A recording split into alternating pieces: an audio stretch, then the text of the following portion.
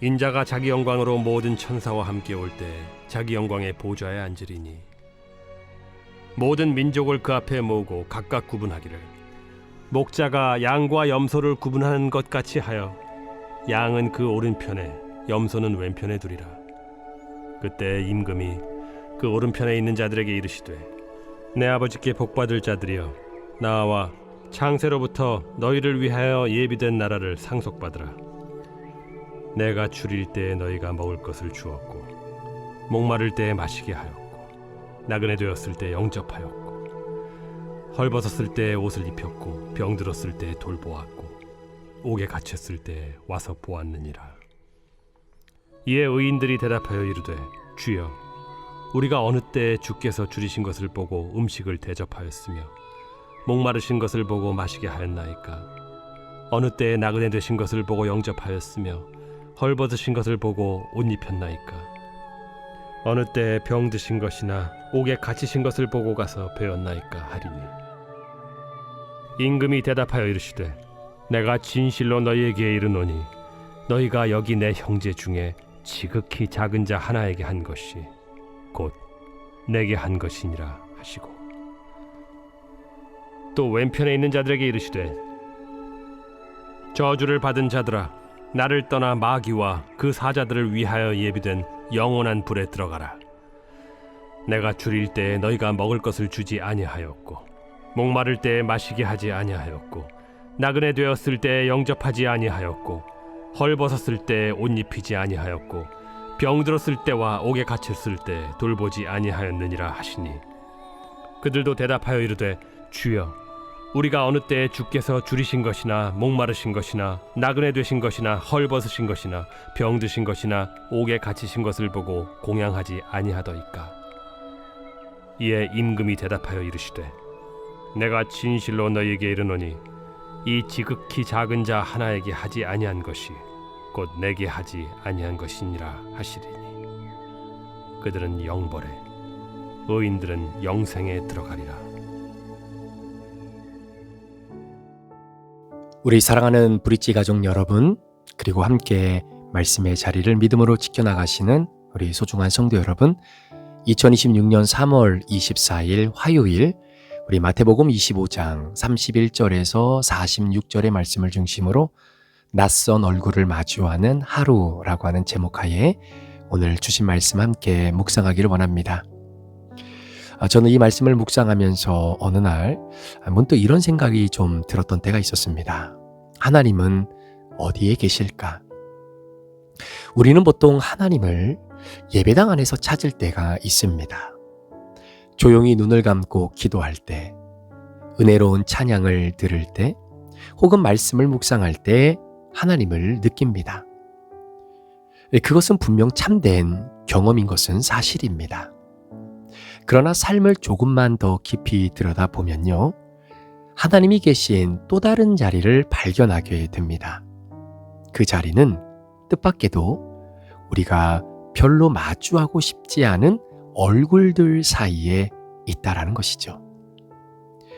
마태복음 25장 31절부터 46절의 말씀, 오늘 우리가 함께 본문으로 선택되어진 이 말씀을 한번 조심스럽게 묵상해 보시겠습니까?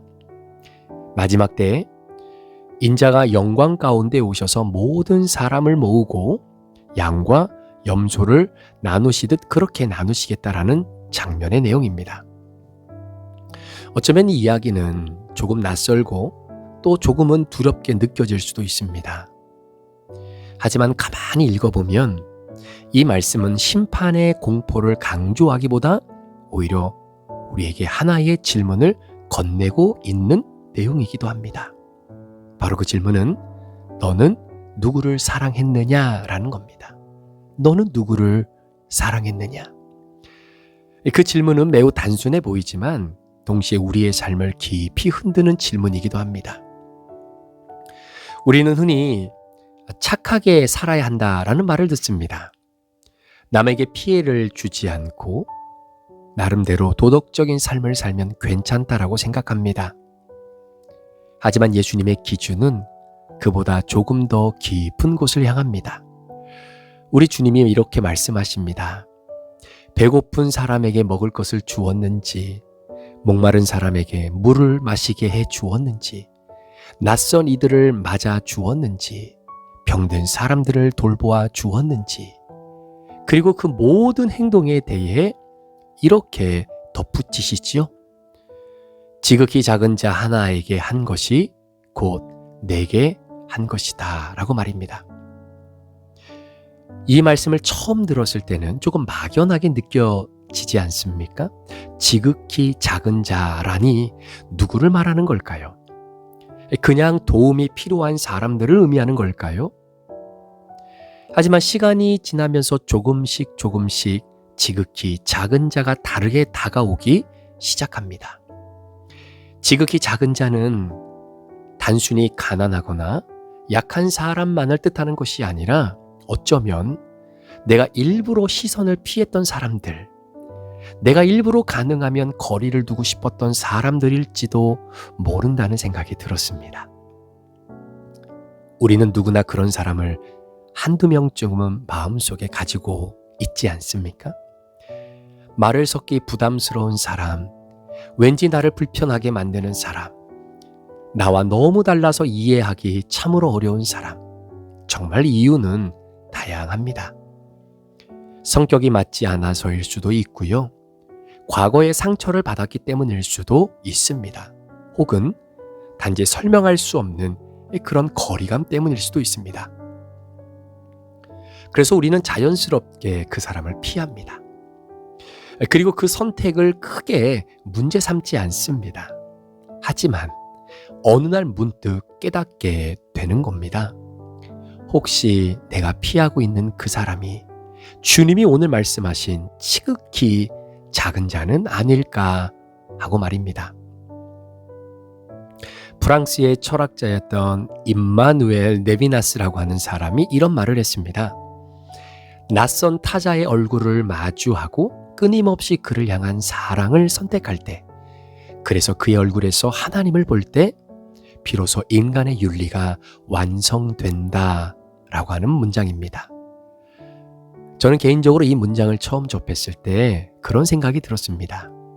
우리는 보통 윤리를 규칙으로 이해합니다. 예를 들면 무엇을 해야 하고 무엇을 하지 말아야 하는지에 대한 기준들을 말하지요. 그러나 레비나스는 전혀 다른 이야기를 합니다. 윤리는 규칙이 아니라 얼굴을 마주하는 일이라고 말입니다.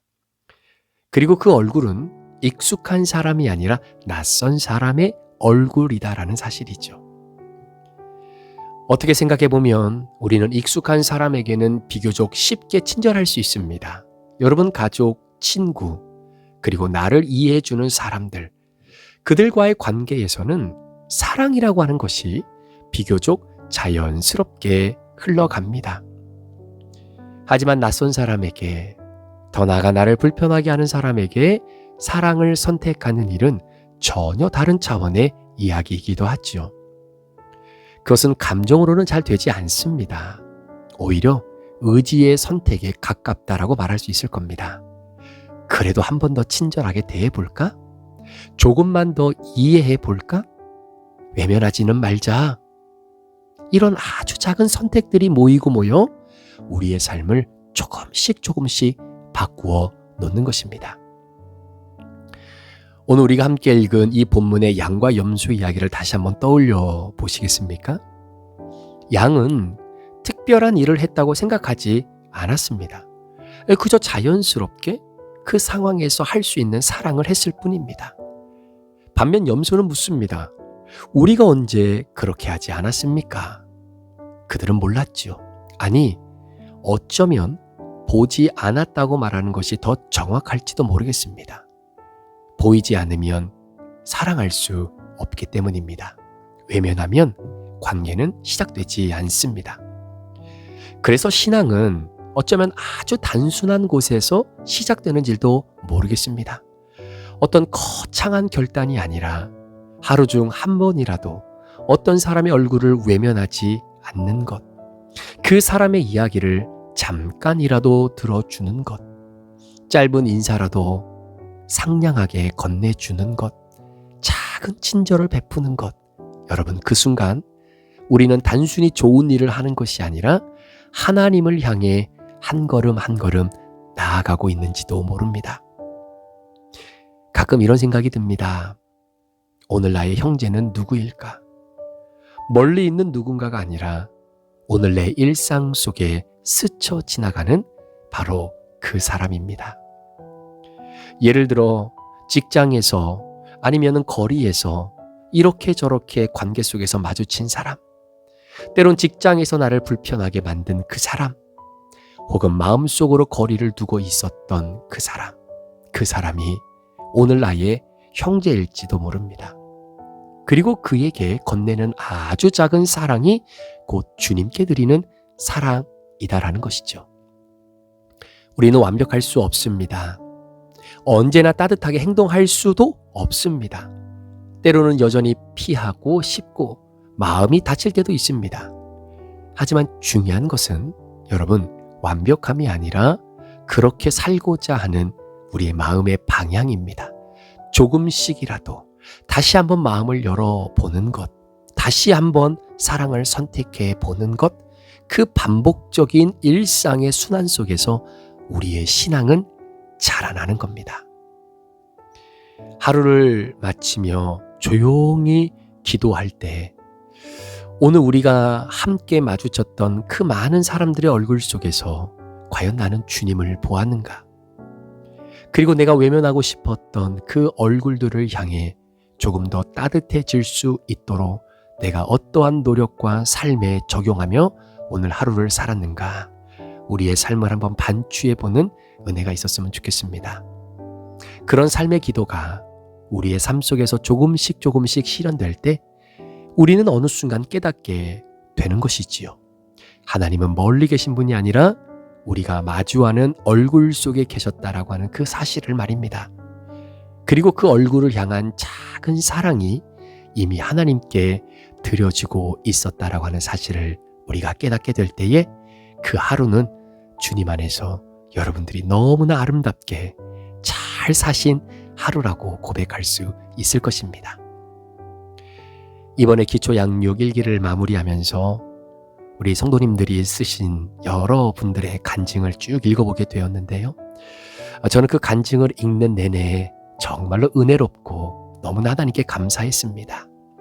특별히 어떤 성도님께서 쓰신 간증 가운데에 오늘 이 말씀과 좀 연관이 있어서 함께 소개를 좀 해드리고 싶은데요. 마음속에 답답해했던 사람들이 있었다라는 겁니다. 마음을 열고 싶지 않은 사람이 있었다라는 겁니다. 그런데 이번 양육을 통해서 또 주신 말씀을 통해서 내가 작은 부분이라도 마음을 열고 정말로 1만 달란트 빚진 자로서 100데나리온을 빚진 사람을 용서할 수 있는 그 은혜가 이미 내게 주어졌다는 것을 깊이 깨닫고 조금씩 하나님의 마음을 가지고 다가가 마음을 열었던 그런 분이 계십니다. 그래서 이전에는 얼굴 안 봤으면 좋겠고 마주치지 않았으면 좋겠고 그럼에도 불구하고 본의 아니게 너무나 가까운 자리에 앉아 있기에 말씀 주신 대로 작은 사랑의 실천을 온전히 감당하셨던 귀한 성도님의 간증, 그 안에 하나님의 역사가 있었던 것이고요. 그리고 그 안에 예수 그리스도의 얼굴을 바라보셨던 소중한 시간이었을 거라고 저는 믿습니다.